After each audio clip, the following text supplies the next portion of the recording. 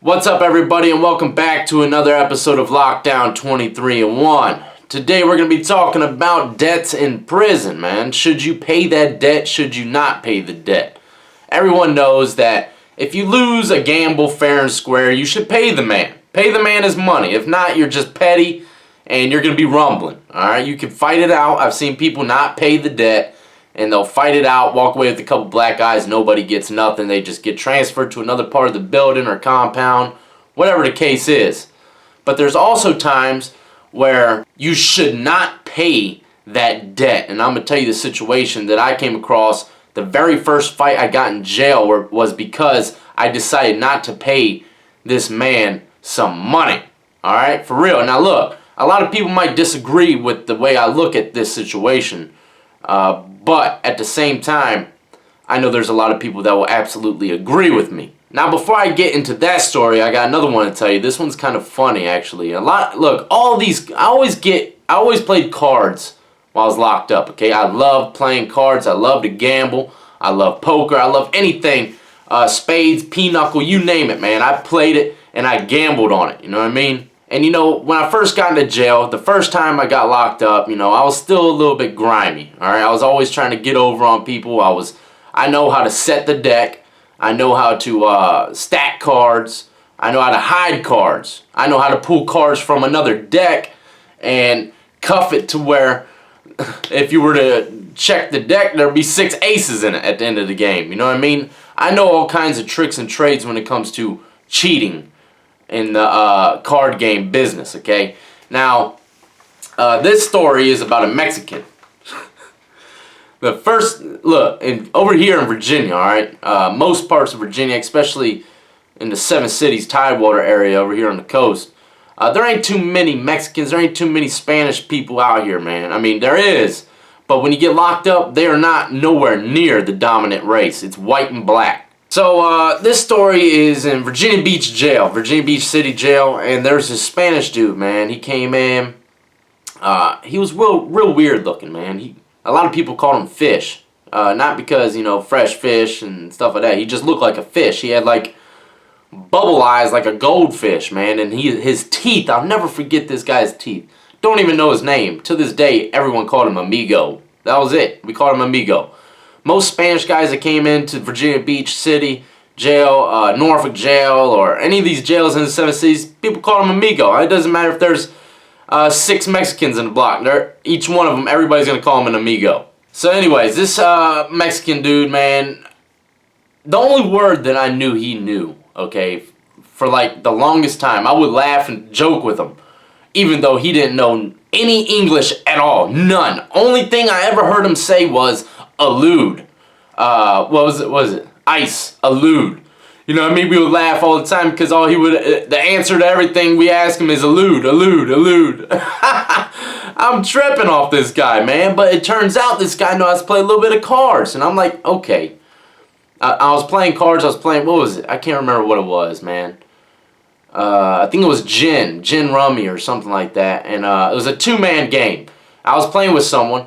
And Amigo was sitting right next to me watching and everything. And he's like, play? And I'm like, you know how to play? He's like, you know, see. So he gets over there. He starts playing the card game with me. And sure enough, dude knows how to play. And somehow I managed to play full games with this guy without even speaking. He doesn't speak no English to me. I mean, might be one word here and there. You know what I mean? Very few English words came out this guy's mouth. And it wasn't no sentence. It was like one word at a time. Just to let me know exactly what he might be thinking. So we're playing Gin Rummy, man, and we played for a long time, or whatever game we were playing. We played for a long time, and, you know, we got the hang of it. We got to know each other without even speaking to each other for real. We would laugh and everything. And this guy, man, this Mexican would cheat all the time, man. All the time. We weren't gambling, but he would cheat all the time. I'd be like, man, you're cheating. You're a cheater, man. Get that card off the ground, you know? You're cheating. And that's the funny thing about this whole situation, man. Playing cards, 2 convicts playing cards, and watching both. And I was cheating too. I would cheat too. He would never catch me though. So we were both cheating each other, but I'd get mad at him for cheating when I've been cheating the whole time since the beginning. You know what I mean? I'm like, man, you cheating? I ain't playing no more. I'll throw the cards and I'll go to my cell. we'll get mad, man, mad, back and forth, and then he would never catch me cheating though, you know what I mean? So this one day, and you know, I didn't know he knew any kind of English or anything like that at all. You know, all he ever said was allude, play, see, nunca, stuff like that, man. You know, little bits and pieces. So, you know, we got to know each other enough to where we started gambling our steak cakes. That's right, these little icing cakes. This is probably one of the best things that come on the trays is icing cake. It's like white icing on the cake or strawberry icing. They were good, I ain't gonna lie. So we started gambling cakes, you know what I mean? And I already caught him cheating numerous times, but I didn't care, man. I'm having fun. It's just a cake. I don't need no cake. I got 30 honey buns in my box. But this dude, he ain't got nothing. He's indigent, okay? Indigent means he ain't got nothing. He gets what the state gives him. And I know he needs some cakes. So I wasn't really stressing. If he wins some cakes off me, so be it, you know what I mean? But I told him before we started playing, I said, look, and I knew he understood me a little bit, you know what I mean? Because he nods his head and says, you know, see, yes, okay. But look, no cheating. No cheating. I felt like I was talking to my kid or something. I was like, no cheating. Okay? So anyways, we start playing the game and, you know, he knows not to cheat and I'm watching him close and then finally, you know, he catches me cheating. He catches me cheating for the first time out of a few hundred games. He finally catches me cheating and I try to deny it. But when he caught me cheating, he goes, "You're a cheater, man. I see you. You're a cheater. The card right there." I said, "Oh, so now you know English, huh? Now you know English? You've been getting over on me this whole time, acting like you don't know any English, but now you know fluent freaking English, man. I ain't paying you nothing." You know what I mean? I was so mad at dude, man. I wasn't mad, but I was kind of, you know, acting like I was mad because he caught me cheating, so I kind of turned the pressure on him. Like, why are you going to play me like that? You knew English this whole freaking time. The whole block thinks you won't know nothing. No one's asking you to clean anything because no one knows how to speak Spanish in this freaking block. You're getting out of everything, you know what I mean? So I'm snapping on him just because he's speaking to me in English now. So I throw the freaking cards, I walk to my cell, man, I say, "You ain't getting nothing. Nunca. Nothing." You know what I mean? And look, man, he starts getting mad. And little Mexican dude gets mad, man, like he's going to do something. But he doesn't. He goes back to his cell. I'm sitting in my cell. And next thing you know, little Migo, all you see is his head, man. You see his head pop around the corner of my cell. He goes, "Cards? Play cards?" I was like, "Alright, man, come on. Let's play some cards." So we started playing cards again, gambling again, man. And I let him, you know, I liked the dude, man. He was a cool guy. Even though he lied to me about not knowing any English, lied to everyone about not knowing any kind of English. This guy, man, them amigos are tricky now. To be honest, this wasn't even really a part of the category of when not to pay your debt, but that's just a scenario of when I didn't pay my debt, even though we were both cheating.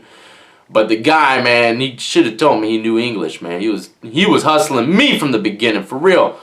And just to know that this guy was cheating from the beginning just made everything so much funnier, man. You know, he was horrible at it too, man. But we got together again and played cards again until he got, shipped on back to Mexico by ICE. Immigration came and got him. And I never saw him again. I'd like to meet him I would like to meet him again, man. He was a good dude. Cheat, man. Don't ever play cards with him, though. Don't ever play cards with me either. Anyways, that was a funny story. And, you know, believe it or not, there was a story that little rapper Mike, the Dimensionless, told y'all that I used to gamble with this guy in the block. Not the Mexican guy, but another dude in a totally different block. I used to gamble with him, and we'd almost get in the brink of fighting every day, and 10 minutes later we'd get right back to playing cards. You know what I mean? People fight all the time, man, over cards, but also, you know, they make amends real quick, you know? It's like a friendly argument, you know?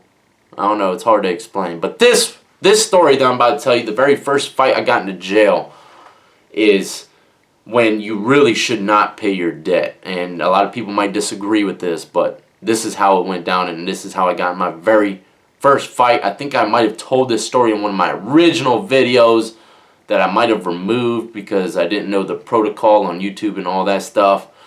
I think it might have gotten flagged or something. I have no idea what or why I removed it. But here we go. I'm going to tell you. I'm in Chesapeake City Jail, and I play cards with this dude. We're playing back and forth. We're playing for Little Debbie brownies, and those were the hot commodity. You know what I mean? Brownies were heavy, and you know they weren't that expensive, but they would definitely fill you up. Man, I'll tell you what, them brownies, I'll never forget those Little Debbies. But we were gambling, okay, and we would gamble all the time. I'd lose, I'd pay him. He'd lose, he'd pay me. It was consistent for months on end. We were having a good game, honest game. Nobody was cheating, not that any of us knew about, but none of us were having any kind of discrepancies. We would lose, we would pay. We would pay, we would lose.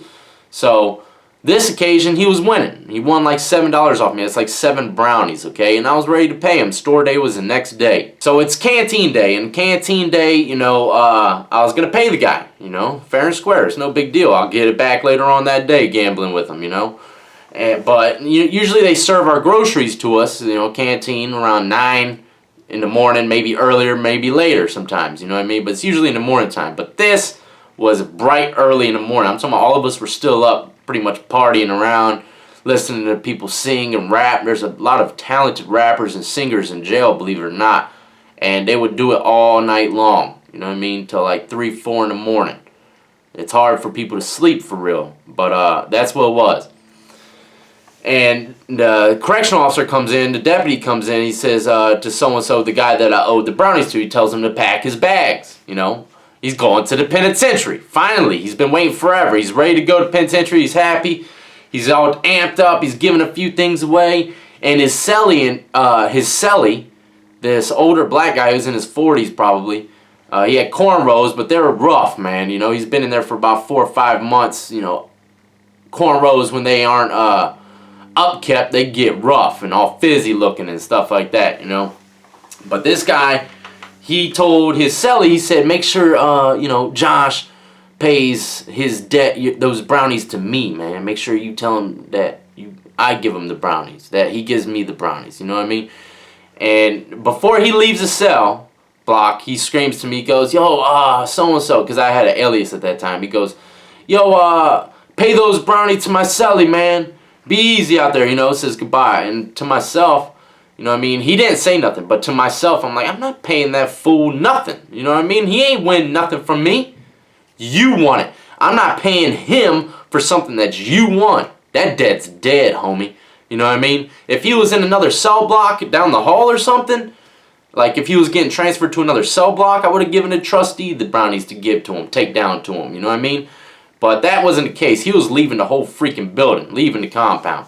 So a few hours later, you know, I get a couple hours of sleep, and then they call my name for canteen, and I go in and get all my stuff, re-up on all my brownies and stuff like that, and I load them up in my little box. And I knew that there was going to be some stuff coming my way, man, so I put on my little orange Jackie Chan shoes that I had at the time, or were they blue? I think they were blue.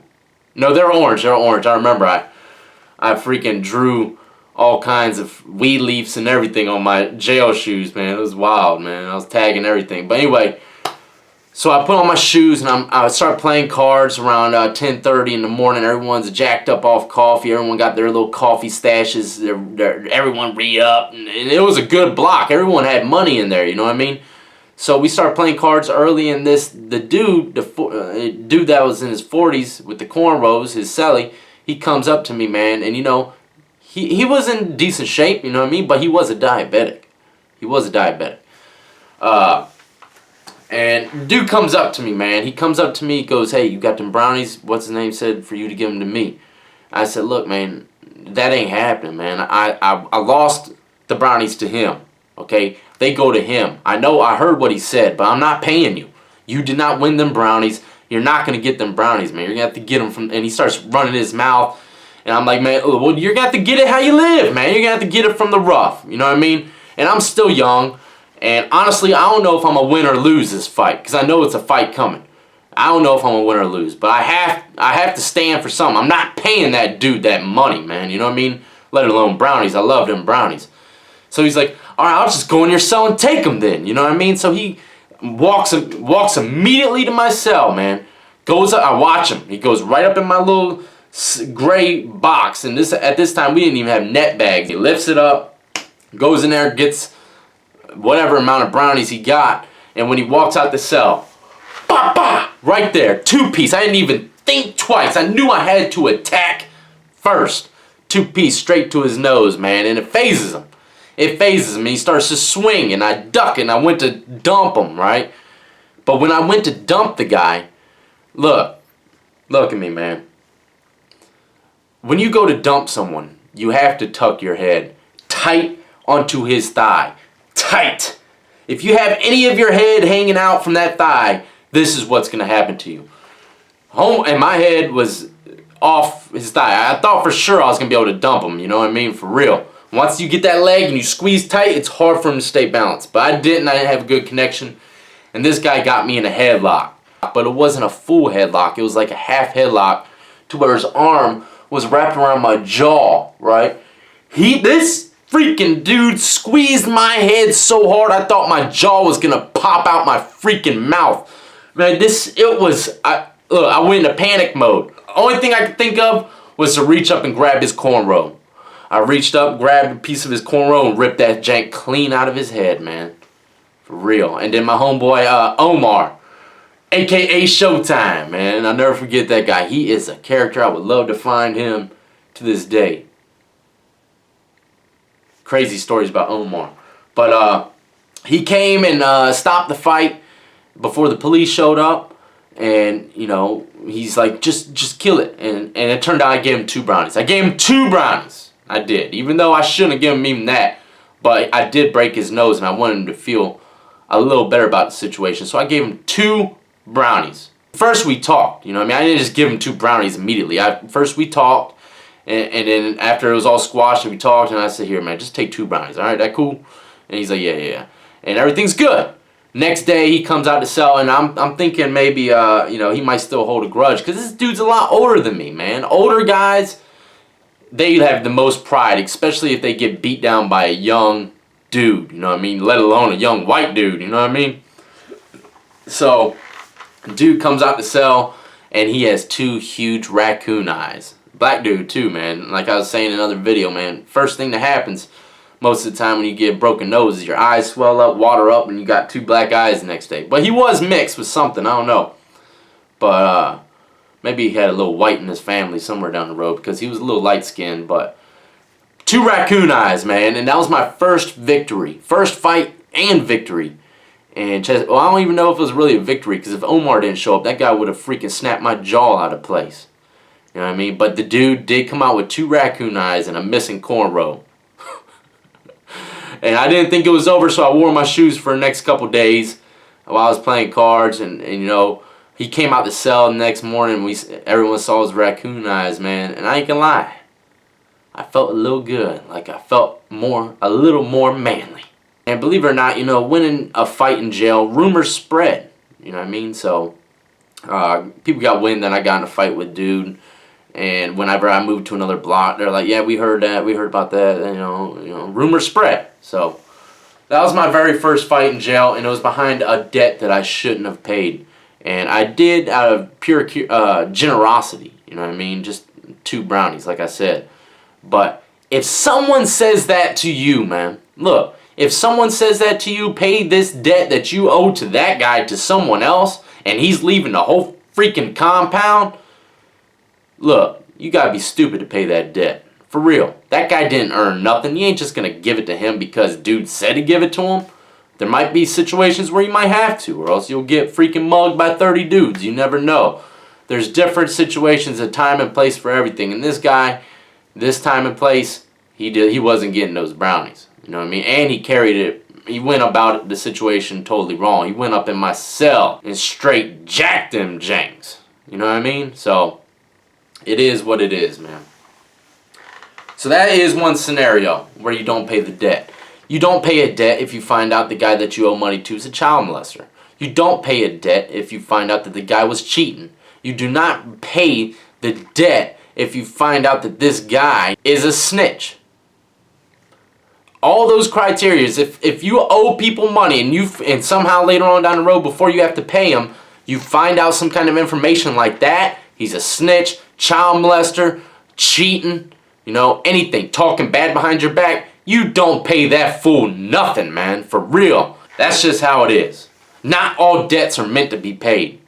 Now, there's also ways where you can run up a debt and end up like little Bobby, running around the block with skin-tight jeans. Anyways, I hope y'all enjoyed, and don't forget to check out all the links in the description of this video if you want merchandise or any of my social media, anything of that nature, artwork, custom artwork done by me. The links are in the description of this video. Go check them out. Until the next time, man, if you haven't hit that like and subscribe button, please, by all means, do it now.